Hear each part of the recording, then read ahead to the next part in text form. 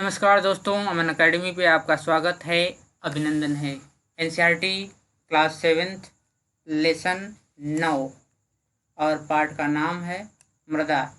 मृदा के 2 पार्ट करवाए जा चुके हैं और जो इस लेसन का शेष बचा हुआ भाग है इसको हम पार्ट 3 में पूरा कर लेंगे। अगर आप हमारे चैनल पर पहली बार आए हो तो हमारे चैनल को सब्सक्राइब कर लीजिए और बेल आइकन को ज़रूर दबा लीजिए, जिससे इसमें अपलोड किए जाने वाली वीडियो आपको समय समय पर मिलते रहें। एनसीईआरटी 7th के बाद एनसीईआरटी 8, 9th और 10th की भी एनसीईआरटी हम पढ़ाएंगे और ये लगातार जारी रहेगा। और अगर आप एनसीईआरटी साइंस पढ़ना चाहते हैं तो हमारे चैनल को सब्सक्राइब कर लीजिए। लेसन 9th के 2 वीडियो डाले जा चुके हैं, पार्ट 1 और पार्ट 2 में, और ये पार्ट 3 है। और इस पार्ट 3 में हम इस लेसन को पूरा कंप्लीट कर लेंगे। इसके अलावा जो लेसन 10 है उसको हम अगले वीडियो में पढ़ेंगे। तो पिछले वाले वीडियो में हम लोगों ने यहाँ तक कंप्लीट कर लिया था। अब इसके आगे हम लोग पढ़ते हैं। इस क्रियाकलाप को मृदा के विभिन्न नमूनों के साथ दोहराएं। क्या आपको सभी नमूनों के लिए समान परिणाम प्राप्त होते हैं? परिणामों पर अपने मित्रों के साथ चर्चा करें और निम्नलिखित प्रश्नों के उत्तर दीजिए। तो यहाँ पर जल अवशोषित जल का प्रतिशत ज्ञात करना था कि मृदा में कितना जल अवशोषित होता है। तो इस तरीके से यहाँ पर ये हम लोग ज्ञात कर सकते हैं। किस प्रकार की मृदा को अंतःश्रवण दर सबसे अधिक होती है? अंतःश्रवण का मतलब भी यही होता है कि जो है मृदा में पानी ग्रहण यानी अवशोषित करने की दर कितनी है, इसको हम अंतःश्रवण कहते हैं। या हम इसको इस तरीके से साधारण भाषा में कहते हैं, पानी सोखने की दर कितनी है, पानी को अवशोषित करने की दर कितनी है।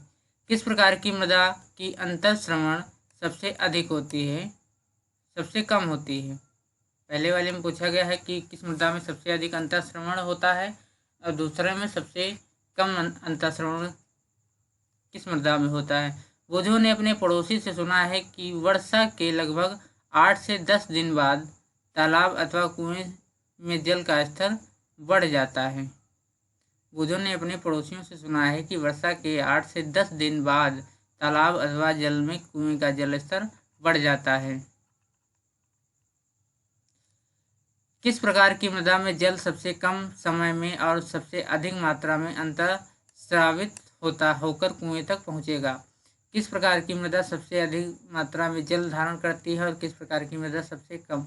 क्या आप कोई और भी बता सकते हैं जिसमें वर्षा का जल अंतःस्रावित होकर भौम जल तक पहुंच जाए? चलिए आगे देखते हैं। मृदा और फसलें। मृदा और फसलों का क्या रोल होता है और मृदा में जो फसल है वो किस प्रकार लाभदायक होती है, यानी किस मृदा में किस प्रकार की फसल उगाई जाती है। भारत के विभिन्न क्षेत्रों में भिन्न भिन्न प्रकार की मृदा पाई जाती है। बिल्कुल सही है। देखा होगा जो गुजरात या महाराष्ट्र का जो क्षेत्र है वहाँ पर काली मृदा पाई जाती है। जो पहाड़ी इलाके होते हैं, जो पर्वतीय इलाके होते हैं, वहाँ पर पर्वतीय मृदा पाई जाती है। ठीक है, तो भारत में विभिन्न प्रकार की मृदा पाई जाती है। कुछ में क्षेत्रों में मृणमय मृदा, कुछ में दोमट मृदा, जबकि कुछ अन्य क्षेत्रों में बलुई मृदा पाई जाती है। पवन, वर्षा, ताप, प्रकाश और आर्द्रता द्वारा मृदा प्रभावित होती है। ये कुछ प्रमुख जलवायवीय या जलवायु संबंधी कारक हैं जो मृदा परिच्छेदिका को प्रभावित करते हैं। मृदा परिच्छेदिका को क्या कहते हैं? मृदा अपरदन भी कह सकते हो। मृदा अपरदन को प्रभावित करते हैं। मृदा संरचना में परिवर्तन लाते हैं। जलवायवीय कारक तथा मृदा के घटक सम्मिलित रूप से किसी क्षेत्र विशेष में उगने वाली वनस्पतियों तथा फलों की किस्मों का निर्धारण भी करते हैं। बिल्कुल सही बात है कि जब जिस क्षेत्र में जिस प्रकार की मृदा पाई जाती है उसी मृदा के अनुरूप वहाँ की क्या होती है, वहाँ की वनस्पतियाँ भी और फसलें विशेष प्रकार से पाई जाती हैं। मृणमय और दोमट मृदा दोनों ही गेहूं और चनों जैसी फसलों के लिए उपयुक्त होती है। ऐसी मृदा की जल धारण क्षमता अच्छी होती है। धान के लिए मृत्तिका एवं जैव पदार्थ से समृद्ध तथा अच्छी जल धारण क्षमता वाली मृदा आदर्श होती है, क्योंकि जो धान की फसल होती है, धान की फसल में क्या होता है कि पानी की ज़्यादा आवश्यकता होती है, तो हमें ऐसी मृदा की आवश्यकता होगी जिसमें पानी ग्रहण या धारण करने की क्षमता अधिक हो। तो ऐसी मृदा जो धान के लिए क्या होती है, आदर्श होती है। मसूर और अन्य दालों के लिए दोमट मृदा की आवश्यकता होती है। इसमें जल निकासी आसान से हो जाता है। कपास के लिए बलुई दोमट और दोमट मृदा अधिक उपयोग होती है, जिसमें जल की निकासी आसानी से हो जाती है, जो पर्याप्त परिमाण में वायु को धारण करती है। गेहूं जैसी फसलें महीन मृदा में उगाई जाती हैं, क्योंकि वह ह्यूमस से समृद्ध और अत्यधिक उर्वर होती हैं। अपने शिक्षकों, माता पिता और अपने क्षेत्रों के किसानों से वहाँ की मृदा के प्रकारों के बारे में पढ़ें। यहाँ पर एक केस अध्ययन दिखाया गया है, केस स्टडी करी गई है। इस स्टडी को हम लोग पढ़ लेते हैं। जान रसीदा और राधा मध्य प्रदेश के सोहागपुर में नामक स्थान के लीलाधर दादा और संतोष मालवीय के घर गए। लीलाधर दादा सुराही, मटका, कुल्हड़ आदि बनाने के लिए मिट्टी तैयार कर रहे थे। चित्र में आगे हम लोग देखेंगे।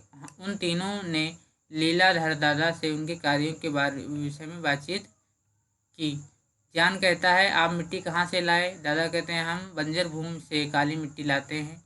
दादा कहती है, मिट्टी को कैसे तैयार किया जाता है? दादा कहते हैं, सूखी मिट्टी को किसी बड़ी टंकी में डालकर उनमें से कंकड़ पत्थर आदि बीन लिए जाते हैं। कंकड़ पत्थर हटा देने के बाद मिट्टी को लगभग 8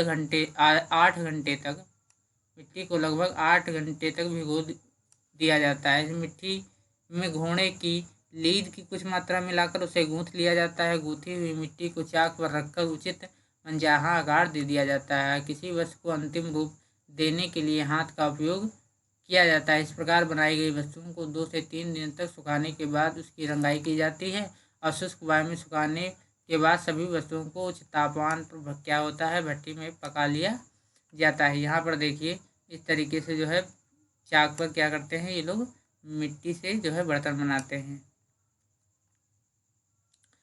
मृदा में घोड़े की लीद क्यों मिलाई जाती है? पकाने के प्रक्रम में घोड़े की लीद जल जाती है। जिससे मृदा के पात्रों में सूक्ष्म छिद्र रह जाते हैं। इसी कारण मटकों और सुराही में जल अंतःस्रावित होकर उसकी बाहरी सतह तक आ पाता है। वहां से यह वाष्पित हो जाता है, जिससे घड़े या सुराही में रखा जल ठंडा हो जाता है। दादा ने बताया कि सोहागपुर में बनी सुराहियां और मटके दूर दूर तक क्या है, प्रसिद्ध हैं। तो इस प्रकार से जो है मिट्टी के बर्तन बनाए जाते हैं। मृदा अपरदन क्या होता है? जल, पवन अथवा बर्फ के द्वारा मृदा की ऊपरी सतह का हटना अपरदन कहलाता है। पादपों की जड़ें मृदा को मजबूती से बांधे रखती हैं। पादपों की अनुपस्थिति में मृदा ढीली हो जाती है, जिससे यह पवन और प्रवाही जल के साथ क्या होती है, बह जाती है। मृदा अपरदन मरुस्थल अथवा बंजर भूमि जैसे स्थानों पर अधिक होता है, जहाँ की सतह पर बहुत कम अथवा कोई वनस्पति नहीं होते था। वृक्षों की कटाई और वनोन्मूलन को रोका जा सकता चाहिए। हरित क्षेत्रों को बढ़ाने के प्रयास भी किए जाने चाहिए। तो उपरोक्त फसलों के बारे में जानकारी इकट्ठा करें कि कौन सी मृदा के लिए कौन सी फसल उपयुक्त है। तो यहाँ पर धान रोपण के लिए किस प्रकार की मृदा सबसे उपयुक्त होती है? ऐसी मृदा जिसमें अंतःश्रवण दर अधिक हो और उसमें याक दर कम हो।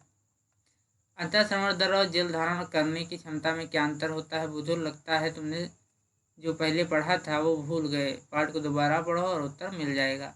तो इस प्रकार से हमारा ये जो लेसन है, ये जो 9th लेसन है, ये पूरा कंप्लीट हो गया है। और हम अगले लेसन को हम अगले वीडियो में, यानी लेसन 10 को हम अगले वीडियो में पढ़ेंगे। लगातार वीडियो देखने के लिए हमारे चैनल को सब्सक्राइब कर लीजिए। लाइक शेयर कमेंट करना ना भूलें। धन्यवाद।